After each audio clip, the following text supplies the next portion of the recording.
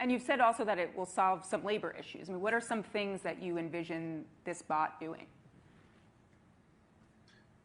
Well, it has the potential to be a generalized substitute for human labor over time. And the economy, the foundation of the economy is labor. I mean, capital equipment is essentially distilled labor. So I was speaking to a friend of mine actually to say, you know, just like what should we optimize for? And what he said was gross profit per employee, fully considered. So you've got to include the supply chain in that. The fundamental constraint is labor. There are not enough people. I can't emphasize this enough. There are not enough people. And I think one of the biggest risks to civilization is the low birth rate and the rapidly declining birth rate. It is, and yet so many people, including smart people, think that there are too many people in the world and think that the population is growing out of control. It's completely the opposite. Please look at the numbers. If people don't have more children, civilization is going to crumble. Mark my words. Is this why you have so many children? I'm trying to set a good example. Yeah.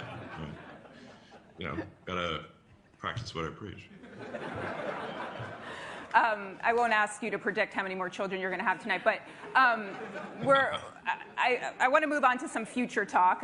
That's part of where I'm going with this Tesla bot. I'm not as good at Twitter as you are, but people on Twitter are asking me what's going to happen on 12/9.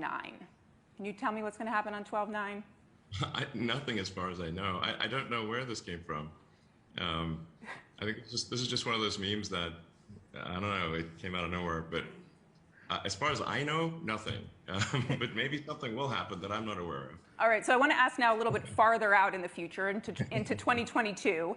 And we can't get to all your future projects, but I thought a fun way to do this might be, I'm going to name some of the projects, and I'm going to give you 60 seconds, and you tell me what your plan is in 2022 to move that project along and what we can expect from it.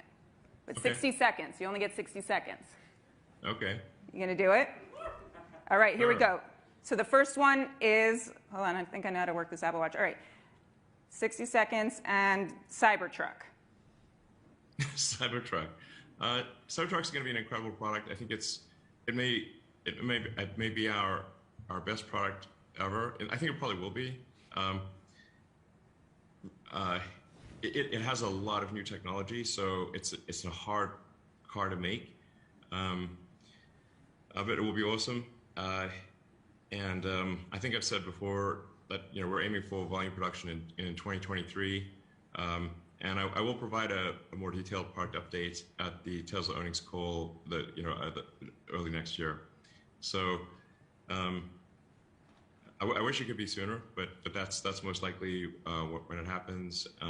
It'll be something really special, like just one of those kind of rare products that happens once in a while. That's really special. Okay. That was about 60 seconds. I don't know what's going on with my watch, but we're on Cybertruck. Now we're on to Neuralink. Okay. Okay. Yeah. So no, the big question is in 2022, how are you pushing that project along? What happens? So Neuralink, we have Neuralink's working well in monkeys, and we're also doing just a lot of testing and just confirming that it's very safe and reliable, and that the Neuralink device can be removed safely. People may have seen the demo that we published earlier this year, the video of a monkey playing the video game Pong telepathically using the Neuralink in its brain, and it's completely wireless, charges inductively. But basically, the monkey looks completely normal, and yet is playing a video game telepathically, which is, I think, quite profound. We will have, we hope to have this in our first humans, which will be people that have severe spinal cord injuries, like tetraplegics, quadriplegics, next year, pending FDA approval. And I should say, our standards for implanting the device are substantially higher than what the FDA requires, just as our standards for safety with Tesla are much higher than what the US government requires. and I'll take a little bit more than 60 seconds. Yes, I'm about to cut you off. Because I think there's something that's I think pretty cool, and I do want to say that I'm very, emphasis on cautiously optimistic about this. I think we have a chance with Neuralink of being able to restore full body functionality to someone who has a spinal cord injury.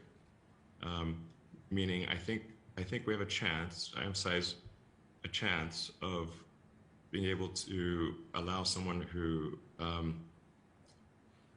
cannot walk or use their arms to be able to walk again, Okay. naturally. Okay, I'm not going to cut that out. I can't really cut you off when you're talking about that. So It's a super big deal, Yeah. and I don't want to raise hopes unreasonably, but I'm increasingly convinced that this can be done. All right, so the last one is Starship,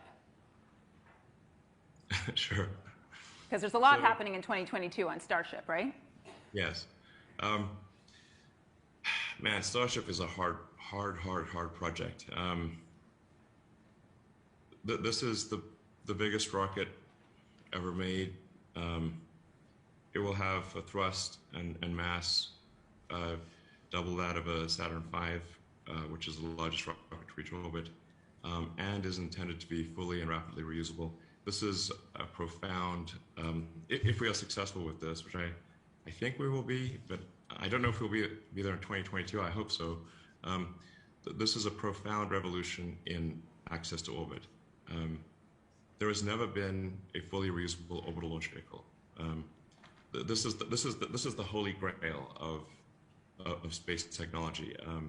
It is the fundamental breakthrough that is necessary for humanity to become a spacefaring civilization.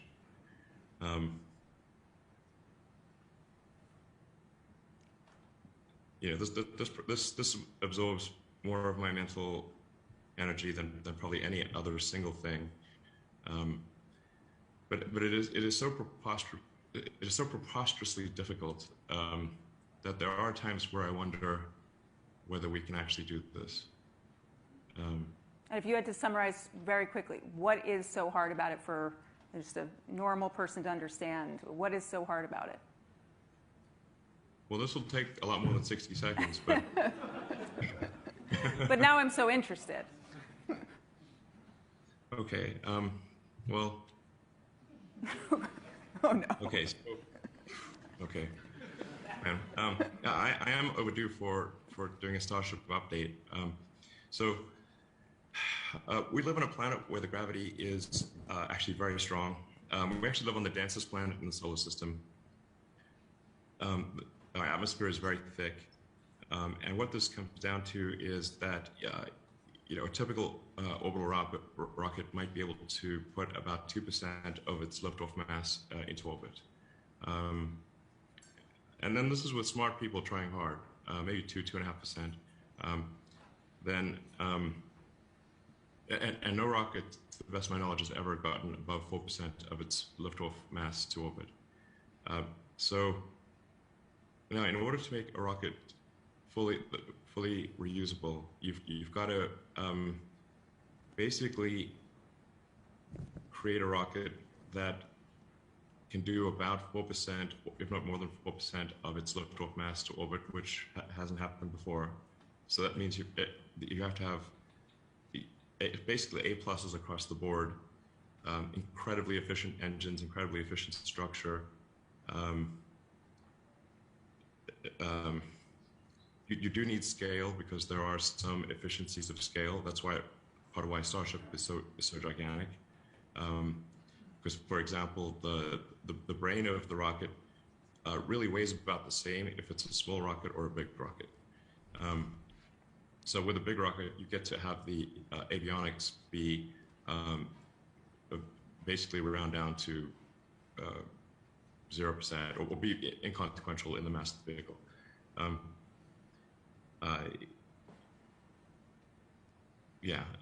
Then you need to make an incredibly light heat shield. And just there's so many things that need to be done to have both the booster and the upper stage or ship be reusable. insanely difficult. It's not like many super smart people have tried to do this before, and no one has succeeded. And most of the time, they've just given up partway through. But if full and rapid reusability can be achieved, it reduces the cost of access to orbit by a factor of 100 or more. So more of it's us just could like go eventually. yeah, it's like an aircraft. Imagine if an aircraft or a car or any form of transport was not reusable. Imagine if you had to buy a new plane every time you flew. That would make air flight insanely expensive, or a car. If you had to get a new car every time you drove somewhere, that would be unbelievably expensive as opposed to simply refueling it. So we've got to get rockets